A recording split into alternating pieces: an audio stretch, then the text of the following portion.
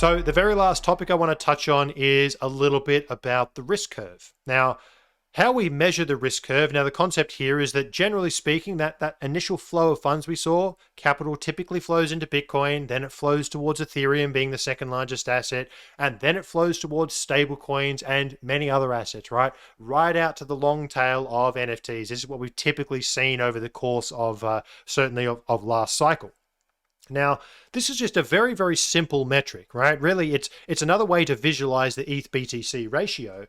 But typically speaking, Ethereum is a bit of a bellwether for what's going on in terms of the risk curve. As capital flows towards Ethereum, it also typically then flows and spills over further down the risk curve. So all we're looking at here is a ratio between Bitcoin and Ethereum's market caps. We're just looking at the two major assets because the market cap is kind of, when we're looking at only these two, it's a fair assumption. When we start looking at longer tail assets, market cap loses a lot of its signal. Realized cap typically is a bit more useful, but for the large two, we can use market cap.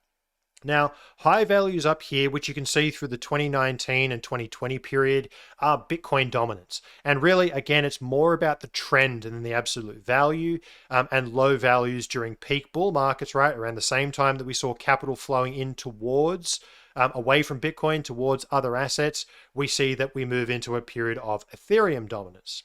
Now, what we can see here is that there's been a fairly sustained and now multi-year trend of reducing dominance towards Ethereum. We're seeing more capital flowing towards BTC. So again, this is just one of those things we're just trying to understand the risk curve as it stands.